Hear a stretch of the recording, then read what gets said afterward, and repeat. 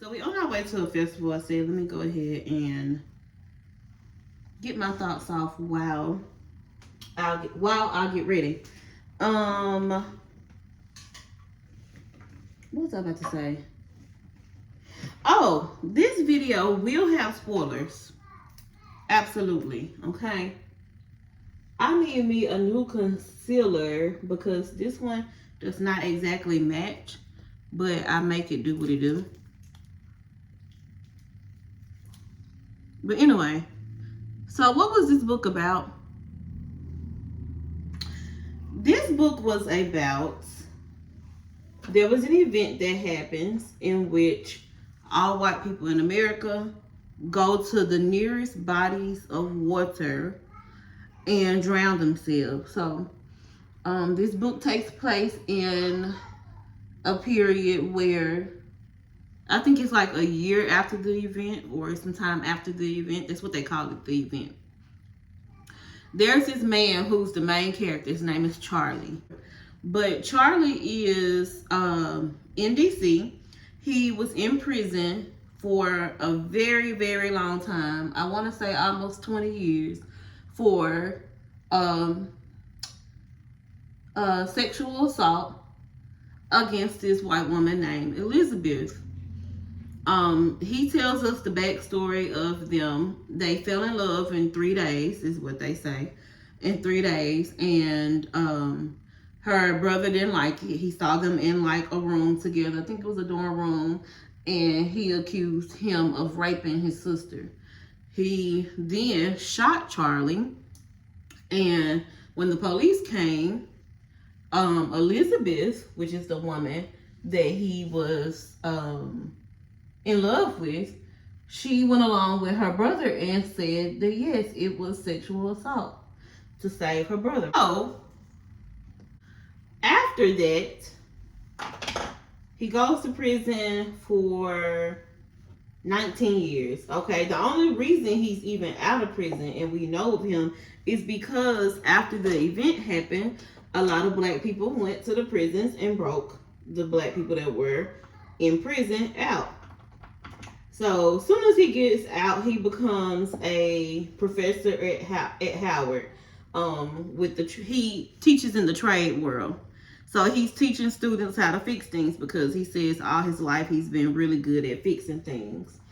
Okay, but at the same time, he was very, even though he was doing his good work and he was free, like what I imagine a lot of men, or not even men, but people who have spent a lot of time, a great deal in prison, especially in prison for something that they did not do. He had a lot of anger. You know, they didn't say he was like this mean person, but as you get into his thoughts, you know that he's like he's angry, angry with life. Rightfully so, because who wouldn't be? Right? And so, he gets out. Oh, no. He's teaching successfully at Howard. And let me see. He gets a phone call from his daughter. So, yeah, he gets a phone call from his daughter that I don't think he knew that he had, right? She was 19 years old. Her name is Sydney. And she's very angry. And she's like telling him that he's obligated to come and get her, to take her down to Orange Beach, Alabama, because she believes that there are white people there. Yeah, so she believes that white people are there. She believes her family is there. Some of her family is there because she received a letter on the gate of her home after the event that said, we're not all of us are not gone. We're in Orange Beach, Alabama. And it had the initials of her aunt-in-law. This looks crazy. I'll be back. Okay, so long story short, because I just caught myself getting ready to go into all the details. That's how I tend to tell stories. But anyway, long story short, her and the dad go to Alabama. They find this paradise in Mobile, Alabama, and they find out that the way that the white people died was because there was this black couple who become a king and a queen of Mobile, Alabama, who find this machine, and they were able to tune the machine to a frequency that kind of like gathered the black collective. And so when they did that initially, they didn't even turn it all the way up, but when they did that initially, that's what caused the event. They didn't know it was going to cause it, but it did cause the event. And so all the black people in Mobile, Alabama was just so joyful, full of glee, all of these things, because they were tuned to this frequency. Then fast forward again, they get down to Orange Beach, Sydney and Charlie, they get down to Orange Beach, and plot twist, it's not actually white people there. It is people who identify as white. So like her aunt, the whole time she thought her aunt was white, it's because her aunt was passing. She was white passing all her life. So, she did run into her aunt, and her aunt told her like, yes, basically said like, technically I'm not white, but I went my whole life, pretending to be white or passing as white. And so she was now remarried to a Hispanic guy, and he was like, not even like, if you're down there, it's because you identify as white. So he was down there, and everybody there identified as white, even though they were not white. So there were black people who identified as white, and that whole Orange Beach, Alabama was just full of people who identify as white, but technically not white people, which was such a plot twist to me. Okay, so I wanted to talk about things that I did not like, or what I did not like. First off, I really enjoyed the book. I really did. I had times that I got annoyed.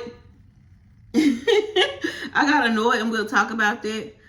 I also had a lot of moments where I was kind of like, it just sounds so much like a fantasy, and because like this, all the joy and the glee and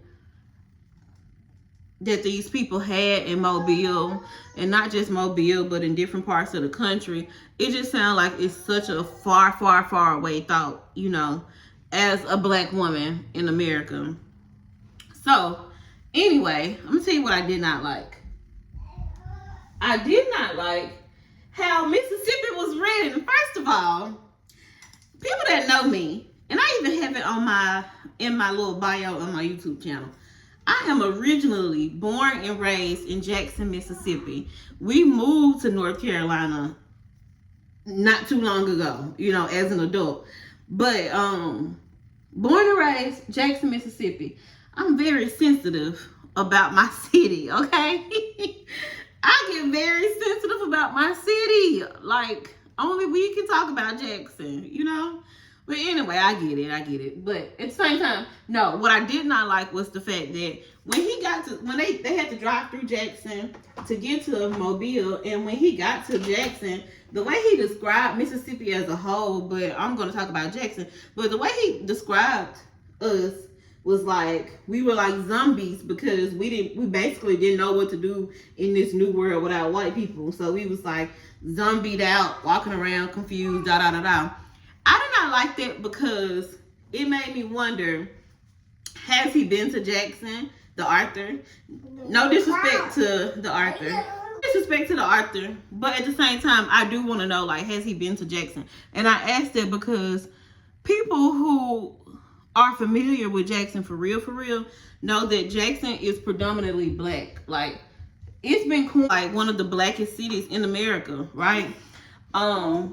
It wasn't until, well, I'll skip that. When I got to North Carolina, it was kind of like a culture shock, because I feel like I'm putting on too much blush, because I come from a city where all of your classmates are black. I think we had 400 something kids in our graduating class. I want to say maybe we had a handful of white students in that class, maybe one Hispanic student in that class. My city is just a black city, like for real. It's black. I tell people up here, like back home, when in the working world, all of my co-workers were black. I mean, you'll have some white people as co-workers and stuff, but definitely all your bosses were black. Majority of your teachers were black. Once again, all of your bosses were black. Majority of your restaurants are black. Jackson is just a black city. So yeah, it's just weird to me that like Jackson was written as if the black people in Jackson were just also lost without white folks, because like for real, Jackson exists with white people being the minority, and that's facts for real. That's extremely true. So I don't think I just can't imagine like if this book were true, people back home being zombied out because all the white people are gone, because like it's barely white people there now and people not zombied out. True enough, my city definitely needs, you know,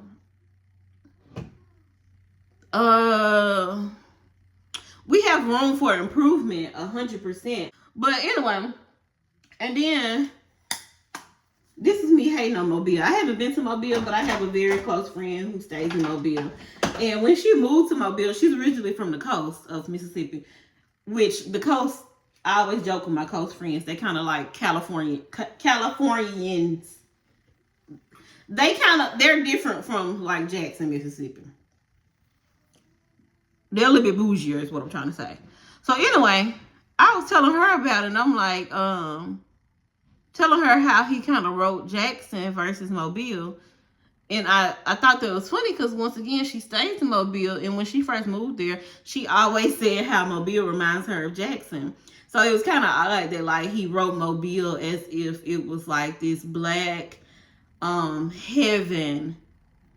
The way he wrote Mobile made me think of how I would picture New Orleans being written. I love New Orleans. I always say New Orleans is like our cousins, especially after Katrina happened.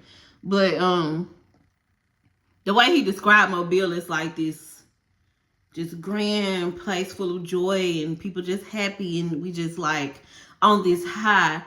It was like the polar opposite of Jackson. So I thought it was funny that my friend always says that Mobile reminds her of Jackson, but they were written as total opposites. But anyway, I didn't like that, obviously, because I talked so much about it.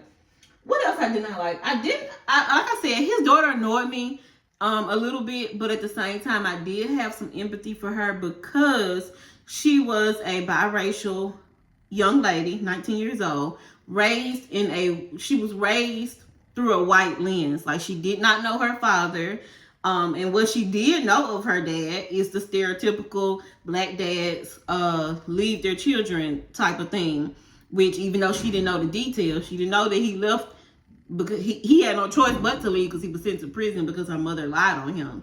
But like I say all that to say, like she did kind of annoy me because she was so just like, she came from like this, she had this idea of black people, even though technically in America she's considered black, but like she had this idea of black people as being bad. But then once again, I empathize with her because that's how she was raised to view black people. She was raised that she wasn't even black, basically. So I kind of understood, but at the same time, she still was annoying. And I also did not like, even though this was kind of realistic, I also did not like the king and the queen and the princess, the daughter of the king and the queen, her name was Nona, how they coddled Sydney oh so much. That annoyed me. It annoyed me because it just took me back to like this pattern of black people always being so welcoming, and while that can be a good thing in general, it's a great characteristic to have, to be such a welcoming group of people. History has showed us that being so welcoming has led us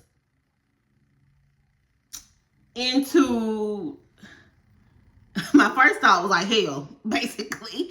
It's led us to like being like the bottom of the barrel as far as like how we're viewed and resources and given to us and things like that. Or being infiltrated. And I mean, just look at Black Panther Party. Just look at how parties like that were torn apart because we were so welcoming. We brought in all these different people who were who just didn't have your best interest at heart, you know.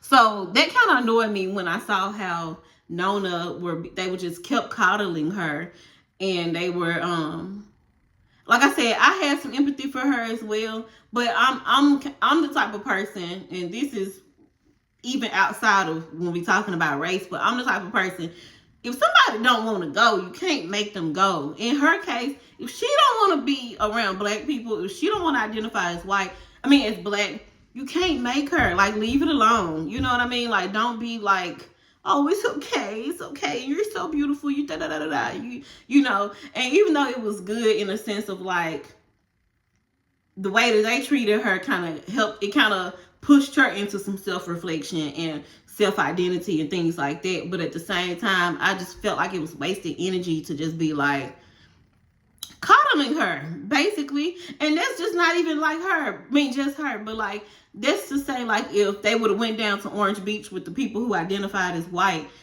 and just kept trying to convince them, like, hey, you don't have to be down here. We're good up here. Come enjoy the Black experience. Black is beautiful, da da da da. If those people didn't want to be around Black people, if they didn't want to identify as Black, what would be the point of wasting energy to try to make them see that Black is beautiful? I was annoyed by that, like how they kind of coddled her. But then afterwards I was like, that's kind of realistic, because in real life I can see that happening, you know. So that was annoying, but I guess it was realistic.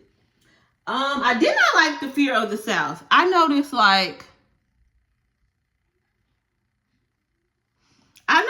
before they came down to the South, everybody had this idea of the South as being like this bad place, which is a realistic fear, because even though North Carolina is technically the South, I have a hard time considering it to be the South. But I do notice that people, when you talk about the deep South, Mississippi, Alabama, Texas, Florida, places like that, Tennessee, all those type of places, people do have this idea of like the South just being this horrible, we all just around here just, you saw how he wrote up Jackson, like we around here just kicking rocks and oh wow, Mouser, we love you, Mouser, you know. So they had that they had that idea of the South. Like when they were in Chicago, people was like, oh, we don't fly down to the South because, you know, we heard that it's bad, da da da da. And whole time Mobile was like this paradise, you know. So I didn't like the fear of the South. What else? Okay, what I did like the little history lesson that we got of the Haitian Revolution. I loved it so much, because I knew a little bit about the Haitian Revolution, but it pushed me into like researching a little bit more. So if you don't know, and definitely do your own research, but if you don't know, Haiti was, if not the only, but definitely the first, I want to say, at least documented first, Black country that fought for their freedom and successfully won. They won so much that it made America into America, as far as it kind of forced, is it the French? I don't know, but it kind of forced the sale of Louisiana, hence Louisiana Purchase. So without those Black people in Haiti fighting for their freedom and succeeding, we would not have Louisiana, Texas, you know, that whole little area. I think Texas was in there. So I love that history lesson. I love how, you know, they brought that into it. And it also reminded you, and even in the book, but it also reminded you of like, because Haiti fought back and won, look at how Haiti is today. That's just so interesting. So interesting. Haiti, and I don't think this is on Haiti. It just shows to me how, because Haiti fought and won, how it's been blocked off of, excuse my ignorance if this is the wrong word, but it's been blocked out of progression, in a sense of like it's labeled a third world country, right? But why is it labeled that? Why, why are they lacking resources when they were the first successful country to win their freedom? Just give you something to think about, so I love that history lesson. It kind of made me go back into like researching. Dang, shout out to Haiti. Shout out to the Haitians. I also liked how I got a little blush blindness.